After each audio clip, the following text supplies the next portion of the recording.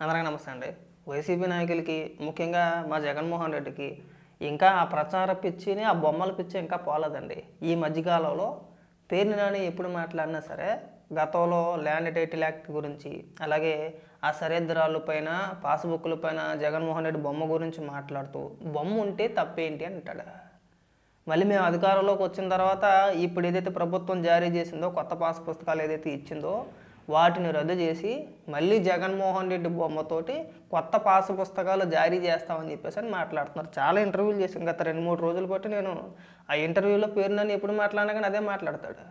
దేశంలో ఏ రాజకీయ నాయకుడు చెయ్యని విధంగా జగన్మోహన్ రెడ్డి చేశాడు కాబట్టి జగన్మోహన్ రెడ్డి బొమ్మ వేసుకుంటే తప్పేంటి, అసలు తప్పే లేదు, మేము వచ్చిన తర్వాత మళ్ళీ వేసేసుకుంటాం కాలితే బొమ్మలో.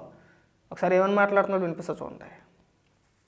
జగన్ ఫోటో తీసేసి కొత్తగా పుస్తకాల్లో కూడా కక్కుర్తిపడి ఎంత మిగిల్చుకున్నారు. ఒక్కో పుస్తకం ఎంతకు ప్రింట్ చేశారు చూడండి. జగన్ గారు ఎంతకు ప్రింట్ చేశాడు, మీరు ఎంతకు ప్రింట్ చేశారు చెప్పండి. ఒక్కో పుస్తకం ఎంతకి తయారు చేయించారు. అసలు దాన్ని ఎవడైనా పుస్తకం అంటాడే, మీ హయాంలో ఇచ్చిన పుస్తకాన్ని దాన్ని ఎవడైనా సరే బుద్ధున్నవాడు కడుపుకి అన్నం తినేవాడు కానీ మన మెదడైనా పని చేస్తుంది అనుకో, ఎవడైనా దాన్ని పాస పుస్తకం అంటారా? అంటాడా? పాస్బుక్ అంటాడు దాన్ని ఎవడైనా కానీ.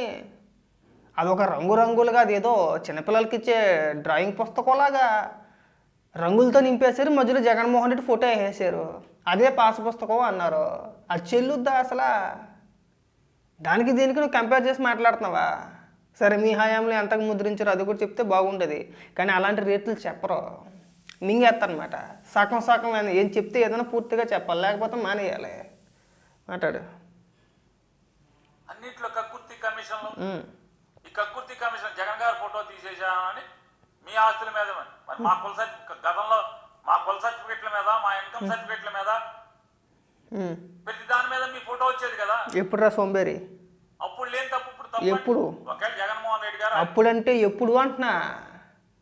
ఏ రోజు కూడా మన రాష్ట్రంలో కానీ మన దేశంలో కానీ ఏ రోజు కూడా కుల సర్టిఫికేట్ల మీద కానీ బర్త్ సర్టిఫికేట్ల మీద కానీ లేదంటే పాస్బుక్ల పైన కానీ లేదంటే మన సర్వే చేసి సరిహద్దురాళ్ళ పైన కానీ ఏ ముఖ్యమంత్రి బొమ్మ వేసుకోలేదు. ఆ దిక్మాల సాంప్రదాయం తీసుకొచ్చిందే జగన్మోహన్ రెడ్డి. ప్రచార పిచ్చి యాప.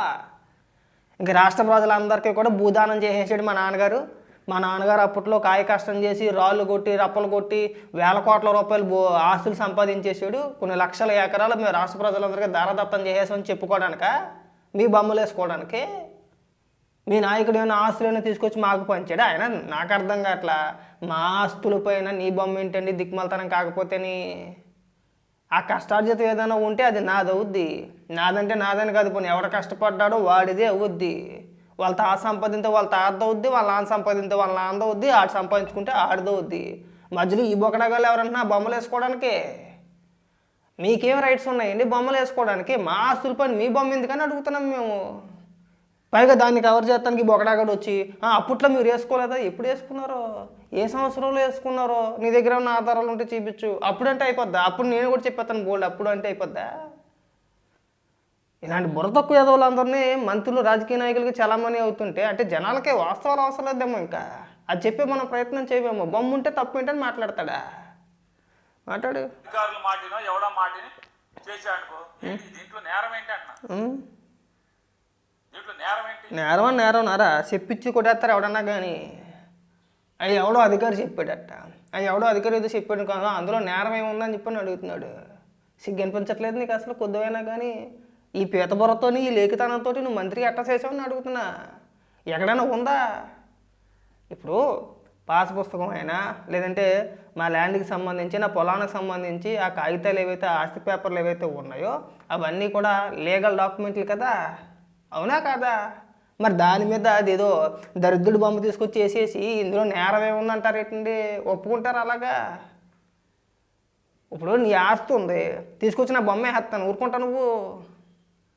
అంటే దేశంలో ఎవరో చేయలేదు కాబట్టి జగన్మోహన్ రెడ్డి చేసాడు కాబట్టి అందుకు బొమ్మ వేసుకున్నామే మనం మాట్లాడతారా? అంతకంటే గొప్ప గొప్ప వ్యక్తులు, దేశానికి సేవ చేసిన వ్యక్తులు బోలు మంది ఉన్నారు. ఎవరు ఏ రోజు కూడా దేనిపైన కూడా బొమ్మల గిమ్మలు అంటే ఏం వేసుకోలేదే. నేరం ఏంటని అడుగుతావా? అంటే మీరు వెళితే మళ్ళీ బొమ్మలు వేస్తారు ఇక్కడ. మీరు అదే మాట మీద ఉండండి. సింపుల్గా ఏం చెప్తున్నారంటే మళ్ళీ మేము అధికారంలోకి వచ్చిన తర్వాత ఇప్పుడు ప్రభుత్వం ఏదైతే పాస్బుక్లు జారీ చేసిందో ఆ పుస్తకాలన్నింటినీ కూడా మేము రద్దు చేసేసి మళ్ళీ కొత్తగా మళ్ళీ జగన్మోహన్ రెడ్డి బొమ్మతో మేము కొత్త పాస పుస్తకాలు ఇస్తామని చెప్పేసి అని చెప్పుకొస్తున్నాడు.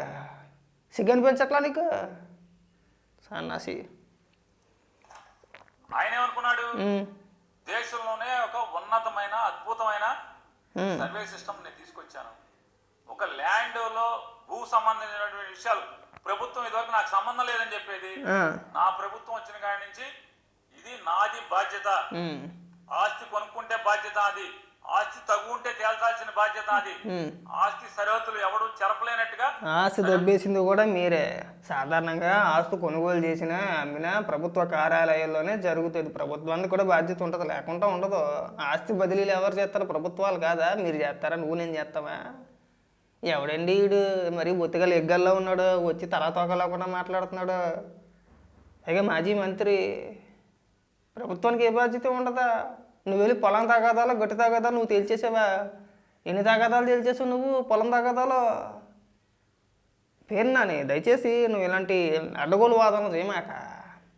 సగం సగం తెలుసుకొని వచ్చి నోరుంది కదా మళ్ళీ మనం పనికిమాల లాజిక్లు తీసుకొచ్చి లాజిక్లతో మాట్లాడేద్దాం అనుకుంటే ఎర్రోడు అయిపోతావు. వద్దు, ఎవడు యాక్సెప్ట్ చెయ్యడు. మా ఆస్తి పత్రాలపైన జగన్మోహన్ రెడ్డి బొమ్మ కానీ, ఏ ప్రభుత్వ అధికారి బొమ్మ కానీ, లేదంటే ఏ ముఖ్యమంత్రి కావచ్చు, ఎవరైనా కావచ్చు, ఎవరు బొమ్మ వేసినా ఒప్పుకోరు. ప్రభుత్వ రాజముద్ర ఉండాలండి. అది మానేసి బొమ్మ వేసుకుంటాము తప్పేంటండి? వీళ్ళు ఎక్కువైపోయారు. బిగించాల్సిన బాధ్యత నాది అని చెప్పి అనుకున్నాడు.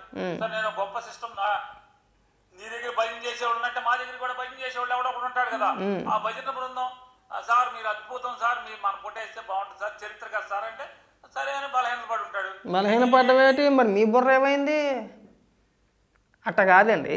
ఏంటి వీడి తెలివితేటలన్నీ కూడా ఎంత అద్భుతంగా ప్రదర్శించేస్తున్నాడంటే, క్యాబినెట్ నిర్ణయం లేకుండా, క్యాబినెట్ ఆమోదం లేకుండా పాసు పుస్తకాల మీద జగన్మోహన్ రెడ్డి బొమ్మ వేసాడయ్యా. నాకు అర్థం కావట్లేదు. మీరు ఆమోదం తెలపకుండానే ఎట్టనో మంత్రి చేసావు ఆ పేరు నాని, నాకు అర్థం కావట్లేదు. ప్రభుత్వం ఏదైనా ఒక నిర్ణయం తీసుకునేటప్పుడు ఖచ్చితంగా క్యాబినెట్ మీటింగ్ జరుగుతుంది కదా, మంత్రివర్గ సమావేశం జరుగుతుంది కదా. ఆ సమావేశంలో మంత్రివర్గ ఆమోదం లేకుండా ఏ నిర్ణయం తీసుకోరు కదా పేరు నాని. మరి ఆడెవడో చెప్పడం ఏంటి, జగన్మోహన్ రెడ్డి లొంగిపోవడం ఏంటి, అది మీకు తెలియదని చెప్పేసి నువ్వు ఇక్కడికి వచ్చి చెప్పడం ఏంటి, నాకు అర్థం కావట్లేదు. మరి బాబు నువ్వు మంత్రిగా చేసేవరా నాయన? అది గుర్తుందా? కనీసం అదాన్ని గుర్తుందా? నువ్వు మంత్రివి. అదే చిల్లరగా మాలా మాట్లాడితే ఎట్టాగండి? ఏదో కార్యకర్తలాగా, పరిపాలన మీద అవగాహన లేని వాళ్ళలాగా, అసలు శాసనసభ ఏంటో తెలియదు, పరిపాలన అంటే ఏంటో తెలియదు, అట్ట మాట్లాడతాడు ఏంటండి? బాబు నువ్వు మంత్రిగా చేసావు, 5 ఏళ్ళు మంత్రిగా చేసావు, 5 ఏళ్ళు చేసినట్టున్నావు కదా. మరి చిల్లరగా మాట్లాడు మాకు, మరి లేగ్గా మాట్లాడు మాకు. కనీసం ఆ మాత్రం అవగాహన లేదా? ప్రజలు నవ్వుకుంటారని చెప్పేసి అది కూడా తెలియట్లేదా నీకు? వాళ్ళేమో మనం ఏది పడితే అది మాట్లాడుతున్నాము. మంత్రివర్గ సమావేశం అంటది. ఖచ్చితంగా ప్రభుత్వం ఒక నిర్ణయం తీసుకున్నప్పుడు మంత్రివర్గ సమావేశంలో మంత్రివర్గం ఆమోదం తెలిపిన తర్వాతే ఆ నిర్ణయాన్ని అమలుపరుచుతారు. కనీసం అది కూడా తెలీదా? చిన్న లాజిక్ అండి. ఎవడో చెప్పాడట, ఎవడో చెప్తే జగన్మోహన్ రెడ్డి బలహీన పడిపోయాడట. బలహీన పడిపోవడం ఏంటో నాకు అర్థం కావట్లే. ఎందుకు బలహీన పడిపోతాడు? నరాల బలహీనత ఏమైనా ఉందా జగన్మోహన్ రెడ్డికి బలహీన పడిపోవడానికి? మీరు మీ పీత లాజిక్లు, మీ కోడి బుర్రలో, మీ మైదానం మందకి చెప్పుకోండి, మీ గొర్రెల మందకి చెప్పండి, వింటారు. మరి జనాలు అంత పెచ్చోళ్ళు కాదు. అంత పెద్ద ప్రోగ్రాం అది.